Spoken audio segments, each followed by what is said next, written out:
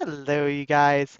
So today we're going to look at our last learning objective for Chapter 5, learning objective number 11, lecture 13. We're going to look at the amount of energy that we find within food. So food itself, when we look at a food package, it gives calories, big C calories, which is, we talked about this already, but this is 1 kilo small calories or 1,000 small c calories. So food provides these calories, and it provides it in three forms. It's either going to provide it in the form of fat, carbohydrates,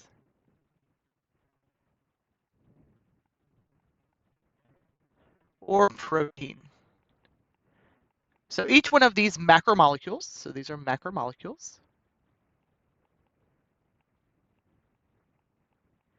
each one of them are going to have a different amounts of calories given off or burned when the substances are digested. So for instance, fats are going to release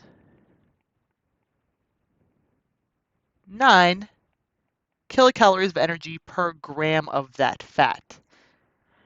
Proteins and carbohydrates will both release 4 kilocalories per gram of carbohydrates or per gram of protein. So we would say that fat has more energy storage, so it has greater potential energy than our carbohydrates or our proteins. So it's pretty easy to convert between our grams of each substance into calories. And you could do that if you wanted to on the back of a package. You can look at the back of a package, see how many grams of fat it has, how many grams of carbohydrates it has, and how many grams of proteins it has, how many grams of protein it has, and then use these conversion factors to go from grams of each of the macromolecules into kilocalories or big C calories and see how they compare to what is actually given on the package. There's a lot of rounding on packages, so they won't work perfectly, but you should get a pretty good idea of what's going on with that. So how would we look at this in terms of a problem? So let's think about a food. So we have some sample food,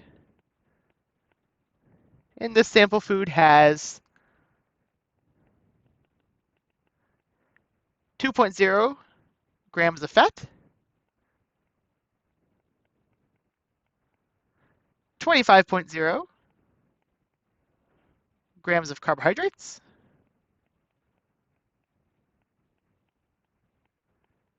and it has 3.0 grams of protein.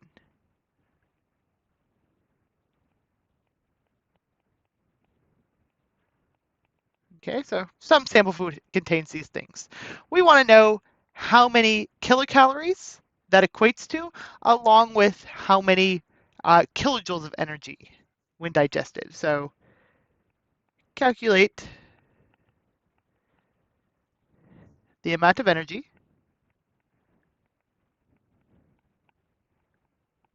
that is stored in this food in kilocalories and kilojoules. Okay, so if we have 2.0 grams of fat, we know from up here that for every 1 gram of fat, we burn or produce 9 calories of energy, or 9 kilocalories of energy. And when we multiply that out, we get 18.0 kilocalories, or just 18, excuse me.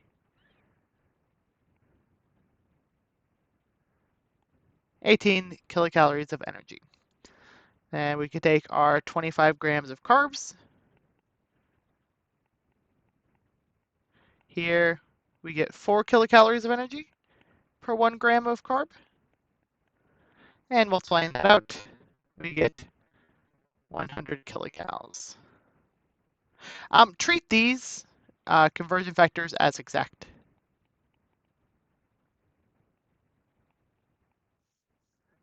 Okay. And then our protein, 3.0 grams of protein, 4 kilocalories per 1 gram protein, giving us 12 kilocalories of energy. We can then add those together. 18 kilocalories plus 100 kilocalories plus 12 kilocalories will give us a total of 130 kilocalories of energy. So there's our first answer. And then we want to convert it into kilojoules, remembering that one small C calorie equals 4.184 joules. Now, we can go about this two ways. We can go from kilocalories into calories and then convert into joules and then convert back into kilojoules, which is how we generally do it. But I'm going to go through and show you guys a shortcut you can use if you would like. In just one second.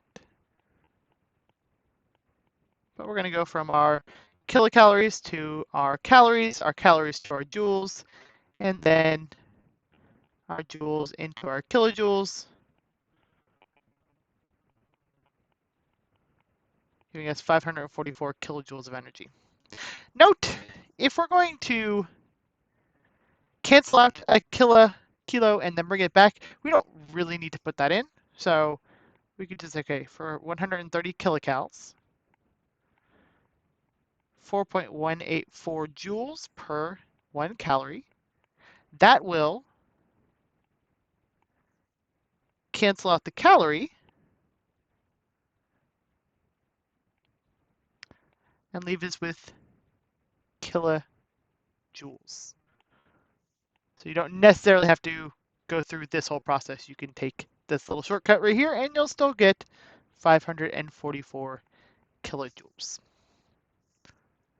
Okay, the only other thing I want to make you guys aware of is other sources of energy. So just last part within here.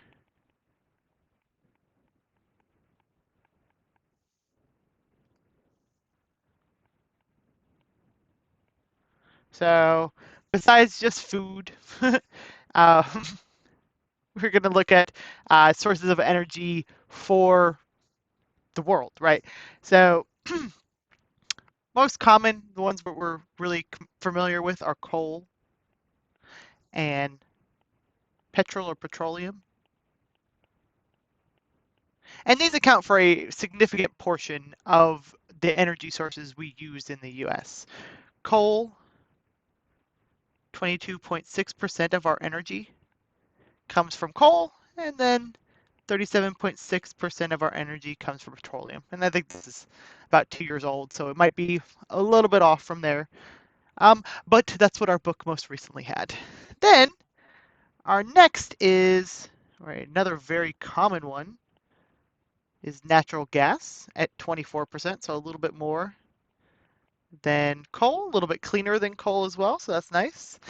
But then we get into, so these would all be considered um, dirty sources of energy, so not clean.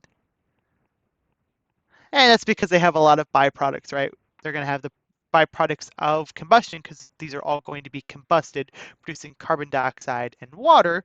Water is not a big deal, but carbon dioxide is a greenhouse gas. And it also produces other byproducts like carbon monoxide, nitrogen monoxide, nitrogen dioxide, so all sorts of other additional things beyond just carbon dioxide and water. Then we have our more um, clean sources of energy. We have nuclear energy, which, as long as there's not a nuclear power plant explosion, not that bad. And this is at 8.5%.